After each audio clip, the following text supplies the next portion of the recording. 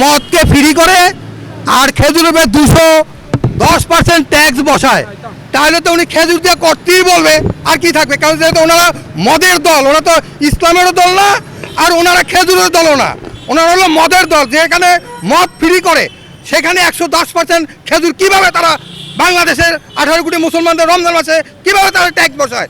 এতে বোঝা যায়, এতে তারা বোঝা যায় তারা মুসলমান না। বিশ্ববিদ্যালয়ের ছাত্রদেরকে হামলা করেছে। সারা বাংলাদেশে যত প্রাইমারি স্কুল কলেজ আছেন সমস্ত কিছু মাদ্রাসা হুজুরদেরকে ছেড়ে দেন। আপনারা অবারকতা করছেন, আপনারা ছাত্রদেরকে পড়াইতে ব্যর্থ হয়েছেন। তাই আপনারা সমস্ত স্কুল কলেজ যা আছে সব হুজুরদের ছেড়ে দেন, কোনো বেতন লাগবে না।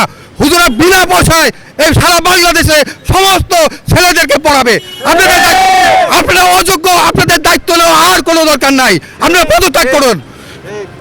আর একটা সংগ্রামী বন্ধুরা, আপনারা জানেন যে এই সরকার একের পরে এক যেভাবে কোরআনকে নিয়ে, ইসলামকে নিয়ে, মুসলমানদেরকে নিয়ে যত বিদ্বেষ করতেছে, সারা পৃথিবীর ভারতও এত সাহস পায় না যে বাংলাদেশের এই জিনিসটা।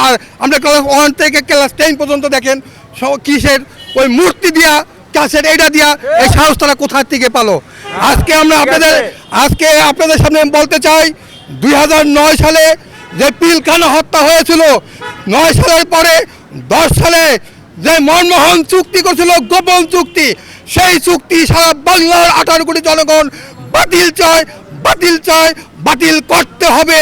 কি গোপন চুক্তি করেছেন তা সারা বাংলার জনগণ আপনাদের সামনে জানতে চায়। সংগ্রামী বন্ধুরা আমার, আপনারা গোপন চুক্তি করবেন আর সারা বাংলার নিরীহ মানুষদেরকে তিলে তিলে মারবেন, তা বাংলার জনগণ কোনো মতেই মেনে নিতে পারে না, মেনে নিবে না। সংগ্রামী বন্ধুরা আমার, আপনারা জানেন যে আজকে সামনে মাহে রমজান, আজকে শ্রমিকদের ঠিক মতন বেতন পাচ্ছে না, কৃষকদের ঠিক মতন তারা ঠিক মতো পাচ্ছে না। আজকে একের পরে এক তারা বিভিন্ন নাটক করে, বিভিন্ন ষড়যন্ত্র করে সারা বাংলার 18 কোটি জনগণকে দেওয়ালে পিঠ থেকে গেছে।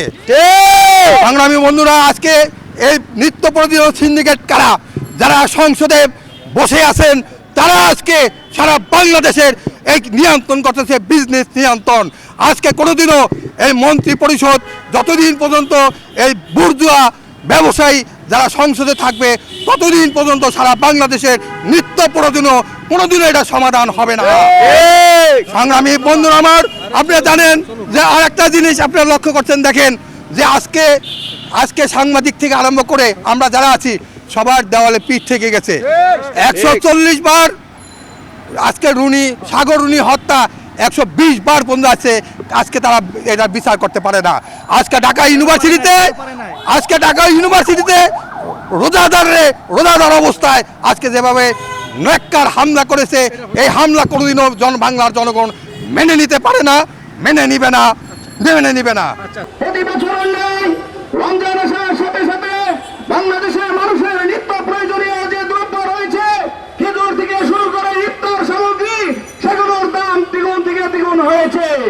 এই অবস্থায় রোজাদারদের জন্য, স্বল্প আয়ের মানুষের জন্য আজ রমজানের সামান্য ইফতার করা আজকে কঠিন হয়ে দাঁড়িয়েছে।